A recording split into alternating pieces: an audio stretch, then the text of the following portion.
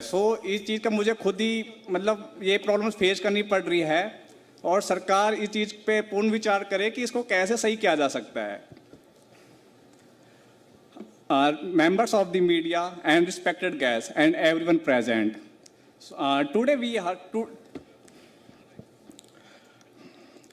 we are here to serious concern about regarding the government E20 ethanol policy. Let me be very clear. We are not against clean energy. We support sustainable development. But we believe that this policy has been introduced without fully considering its impact on the people of India. हमारा संविधान हमें article 14 कहता है कि right to equality, लेकिन इसमें हमारे पास कोई राइट टू इक्वलिटी का राइट नहीं है, बिकॉज इसमें चंद लोगों का फायदा है और जो भारत के और नागरिक है, सिटीजन्स ऑफ इंडिया है, उनके पास इसका कोई फायदा नहीं है। इसमें this policy puts pressure on agriculture, क्योंकि ये पॉलिसी एग्रीकल्चर के ऊपर एक प्रेशर क्रिएट करती है। Ethanol production depend mainly on sugar cane and maize, because ये जो हमारे किसान भाई हैं जो शुगर मतलब गन्ने की फसल उगाते हैं, मक्के की फसल उगाते हैं, उनको फ़ायदा मिलता है और जो बाकी के किसान हैं उनको फ़ायदा नहीं मिलता, बिकॉज हमारा आर्टिकल 14 यहीं पे वॉलेट होता है। और मैं सरकार को ये चैलेंज करता हूँ, ये सरकार के आगे मैं सरकार को ये चैलेंज करता हूं कि आने वाले टाइम में अगर सरकार इस पर कुछ विचार ना करे तो सरकार के अगेंस्ट इतनी रिट पिटीशन डाली जाएंगी, सरकार को इस बात का अंदाजा नहीं होगा, क्योंकि ये पॉलिसीज हमारे इंडियंस के अगेंस्ट है और इससे हमारा बहुत ज़्यादा नुकसान हो रहा है। Increasing their production will more require and much more land in country where many states are already facing water scarcity. This is not sustainable approach. हमारे देश में आज भी कई राज्य ऐसे हैं जहाँ पे पानी की किल्लत है और सरकार इस चीज़ पर बिल्कुल ध्यान नहीं देती कि ग्राउंड लेवल पर क्या हो रहा है, क्यों बस सरकार को अपनी मनमानी चलानी है, अपने मन की चलानी है, जनता की आवाज़ को नहीं सुनना है। और ये सरकार इस देश के हित में सरकार नहीं है, ये सरकार बस अपने पर्सनल फायदे के लिए बस काम करती है।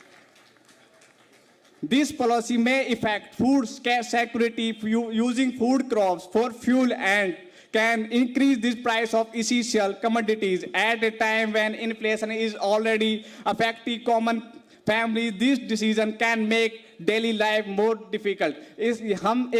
हमारा जो समाज है, हम एक कॉमन फैमिली से आते हैं, कोई ये नहीं कोई जिसके पास ज़्यादा पैसा है। आप सब लोग यहाँ पे बैठे हुए हैं, बहुत कम लोग होंगे जिनके पास मतलब एक होता है ना, मतलब हमारे पास एक बहुत कम लोग होंगे जिनके पास एक जीने के लिए पर्याप्त चीज़ें हैं। और लेकिन जिन लोग एक कॉमन फैमिली, एक गरीब आदमी जैसे तैसे करके एक गाड़ी खरीदता है और गाड़ी खरीदने के बाद उसको इस प्रॉब्लम का फेस करना पड़ता है कि पेट्रोल E20 एथनॉल आ रहा है और वो गाड़ी कुछ टाइम बाद चलकर वो ख़राब हो रही है, उसमें प्रॉब्लम आ रही है। तो ये कितनी बड़ी बात होती है। एक कॉमन फैमिली कैसे अपनी मजदूरी करके गाड़ी खरीदता है और उसके बाद ये सब चीज़ें उसके साथ होती हैं।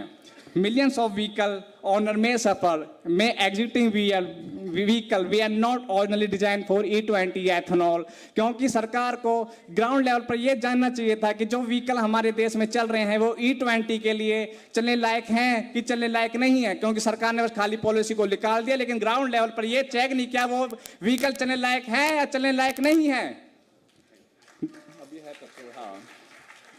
This can lead to reduced fuel efficiency, higher maintenance cost, and financial burden on ordinary citizens.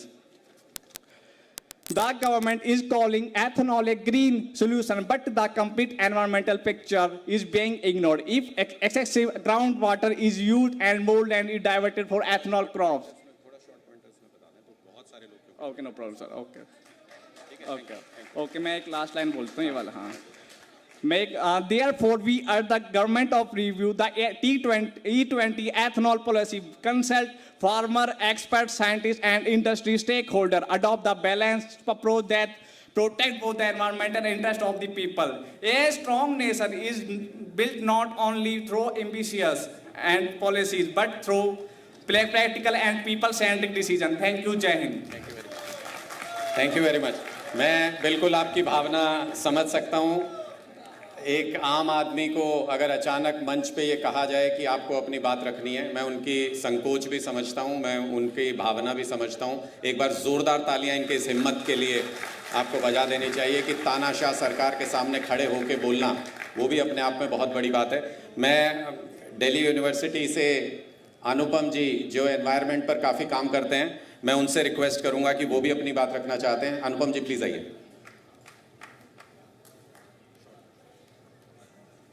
धन्यवाद। मंच पर उपस्थित आदरणीय अरविंद केजरीवाल जी, मोदी जी, हमारे दिल्ली विश्वविद्यालय के एडी, आम आदमी पार्टी के संयोजक श्री डॉक्टर आदित्य नारायण मिश्रा जी और प्रिय साथियों, मैं अपनी बात 2 से 3 मिनट में कंप्लीट करूंगा।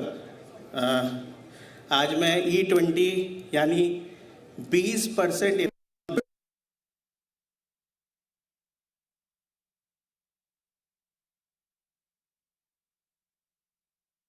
के आपको जो बेचा जा रहा है, इसका 20 सही में ये 20% क्लीन तो है, बट 80% इसका जो कड़वा सच है उस आपसे छुपाया गया है।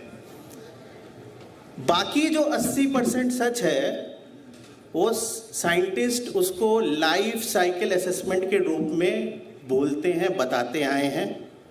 मेरा सबसे पहला सवाल है, क्या ये धुआं बिल्कुल कम कर रहा है? क्या ये बात सही है?